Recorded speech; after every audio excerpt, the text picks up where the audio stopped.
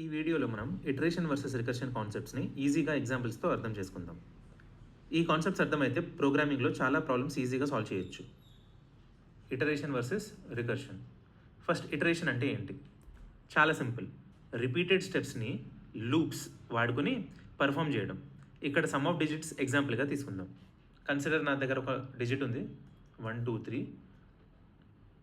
I want to calculate the sum of these digits.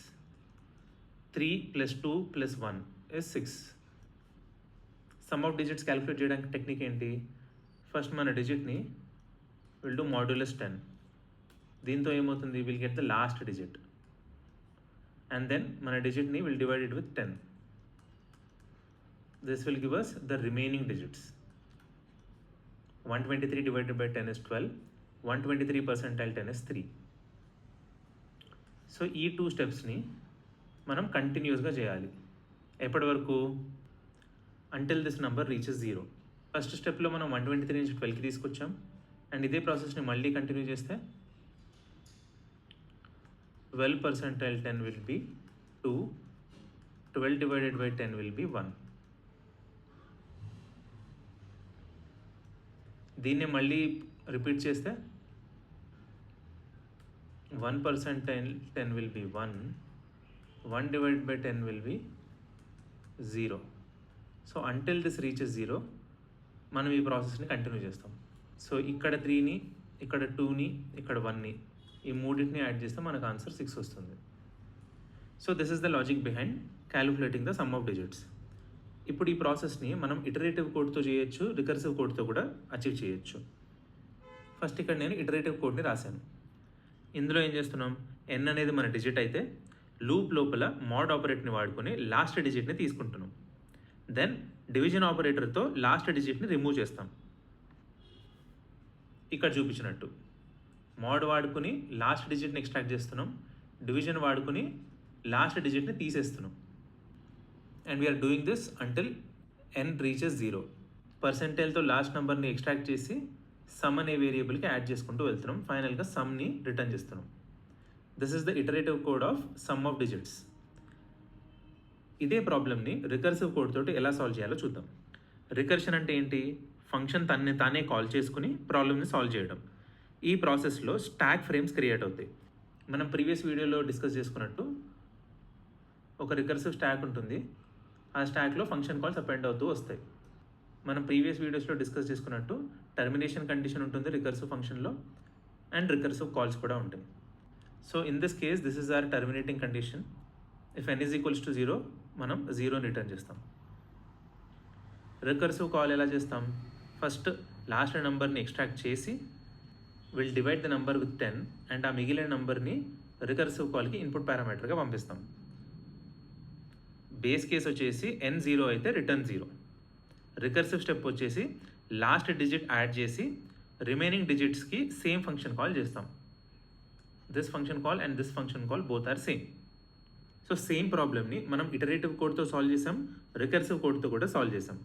ఇప్పుడు దీని time complexities and space కాంప్లెక్సిటీని discuss చేద్దాం. మన ఇటరేటివ్ కోడ్లో మొత్తం ఎన్ని స్టెప్స్ తీసుకుంటున్నాం? ఫస్ట్ 123ని 12 చేసాం, తర్వాత 12లోంచి 2 ఎక్స్ట్రాక్ట్ చేసి 1 చేసాం, తర్వాత 1లోంచి 1 ఎక్స్ట్రాక్ట్ చేసి 0 చేసాం. టోటల్గా 3 స్టెప్స్ తీసుకున్నాం. ఇక్కడ 3 డిజిట్స్ ఉన్నాయి కాబట్టి 3 స్టెప్స్ తీసుకుంటున్నాం. అదే 10 డిజిట్స్ ఉంటే విల్ టేక్ 10 స్టెప్స్. ఎందుకు? ఒక్కొక్కటిగా ఒక్కొక్క డిజిట్ని ఎక్స్ట్రాక్ట్ చేసి వాటిని యాడ్ చేసి సమ్గా రిటర్న్ చేయాలి.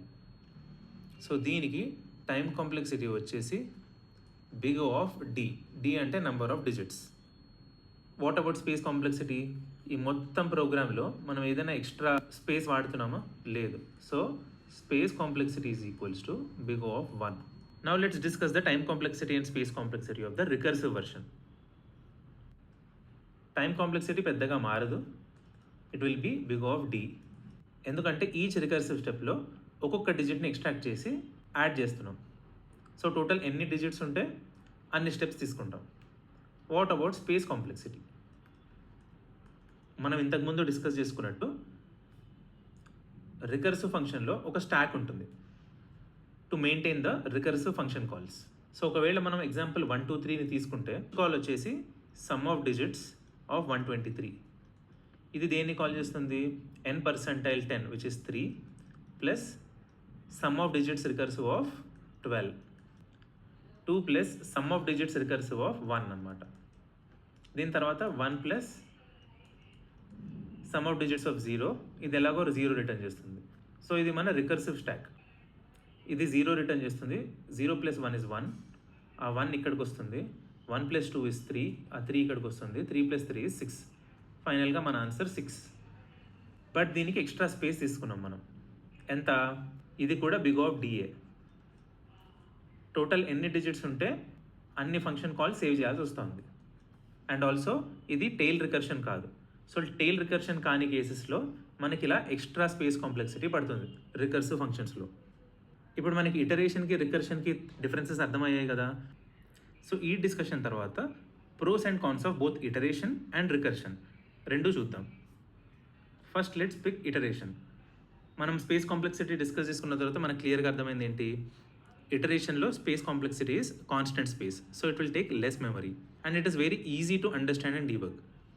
ఈ ఇటరేషన్ కోడ్ని చూస్తే సింపుల్గా ఒక వైల్ లూప్ ఉంది. సమ్ 0ని ఇనిషియలైజ్ చేసుకున్నాం, పర్సెంటైల్ ఆపరేటర్ తోటి నెంబర్ని ఎక్స్ట్రాక్ట్ చేసి సమ్లోకి యాడ్ చేస్తూ వెళ్తున్నాం అండ్ మన ఎన్ని తగ్గించడానికి డివైడ్ చేస్తున్నాం. So that will be left with the left 2 elements. ఇందులో ఎక్స్ట్రా ఏమీ ఇంటర్నల్ ఫంక్షన్ కాల్స్ లేవు కాబట్టి డీబగ్ చేయడం కూడా ఈజీ. ఇది సింపుల్ ప్రాబ్లం కాబట్టి మన కోడ్ ఇంతే ఉంది, ఒక 4-5 లైన్స్లో అయిపోయింది. అదే కొన్ని ప్రాబ్లమ్స్ కాంప్లికేటెడ్గా ఉంటే ఇటరేటివ్ సొల్యూషన్ కొద్దిగా లెంతీ అవుతుంది. సో మనం డిస్కస్ చేసుకున్న pro which is easy to understand and debug simple ప్రాబ్లమ్స్కే అప్లికబుల్. బట్ సేమ్ అదే కాన్గా కూడా అవ్వచ్చు వెన్ మన ప్రాబ్లం కాంప్లికేటెడ్ అయితే. కొన్ని కాంప్లికేటెడ్ ప్రాబ్లమ్స్కి ఇటరేటివ్ కోడ్ యూజ్ చేస్తే కోడ్ చాలా లెందీ అయి అర్థం చేసుకోవడానికి అండ్ డీబగ్ చేయడానికి రెండింటికి చాలా కష్టం అవుతుంది. So it will be lengthy for some complicated problems. For simple problems it will be easy to understand and debug. ఇప్పుడు మనం రికర్షన్లో ప్రోస్ అండ్ కాన్స్ గురించి చూద్దాం. కాన్స్ అయితే మనకు క్లియర్గా తెలుస్తుంది. ఒకవేళ టెయిల్ రికర్షన్గా మనం దాన్ని రాయలేకపోతే we need extra space. So constant space లేదు, రికర్సివ్ స్టాక్ వాడుతున్నాం కాబట్టి we might be using extra memory.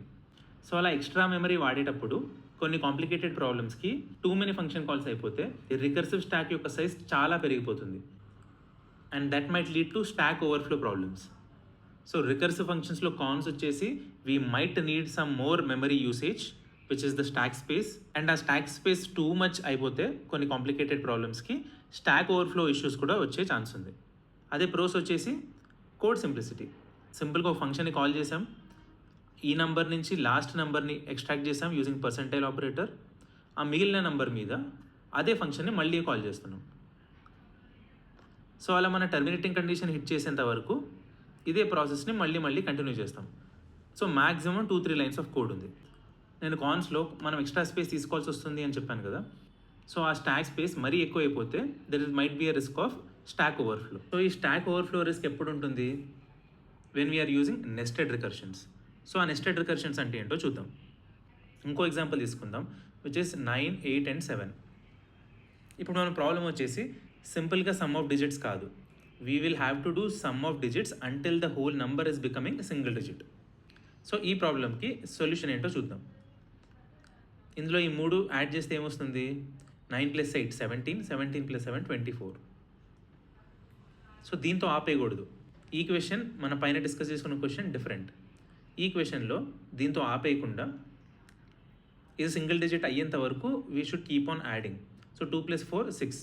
ఇప్పుడు సింగిల్ డిజిట్ అయింది, so will stop here and the answer will be 6. దీన్ని కూడా రికర్సివ్ వేలో సాల్వ్ చేయొచ్చు. ఫస్ట్ ఈ నెంబర్ ఉంటుంది, you will calculate the sum of all digits and then ఈ number వస్తుంది. మళ్ళీ ఈ నెంబర్ మీద same approach which is calculating the sum of digits అది అప్లై చేస్తాం అండ్ దెన్ మళ్ళీ ఇది వస్తుంది. సో రికర్సివ్గా we're applying 1 step. What is that 1 step? Calculating the sum of digits. So మీరు ఇక్కడ కోడ్ చూస్తే this is our function. If n is less than 10 which is the single digit, డైరెక్ట్గా n ని return చేస్తున్నాం. If it is greater than or equal to 10 ఇదే మెథడ్ని call చేస్తాం. But ఈసారి nతో కాదు, సమ్ ఆఫ్ దీస్ నంబర్స్ తోటి. సమ్ ఆఫ్ దీస్ నంబర్స్కి మనం ఆల్రెడీ కోడ్ రాసుకున్నాం, recursive code which is this one. So sum of digits recursive, దాన్నే నేను ఇక్కడ రాశాను. సో ఇక్కడ ఏం జరుగుతుంది? This is a recursive code. Within this మనం ఇంకో ఫంక్షన్ని కాల్ చేస్తున్నాం, and even this is a recursive code. So recursion లోపల రికర్షన్ జరుగుతుంది, which is nested recursion. Nested రికర్షన్స్లో స్టాక్ ఓవర్ఫ్లో రిస్క్ చాలా ఎక్కువ. స్పెసిఫిక్గా ఈ ప్రాబ్లమ్కి స్టాక్ ఓవర్ఫ్లో వస్తుందని నేను చెప్పట్లేదు, ఇది చాలా simple example. But there are many other complex problems out there, and వాటికి మీరు నెస్టెడ్ రికర్షన్ యూస్ చేస్తే there might be a risk of stack overflow.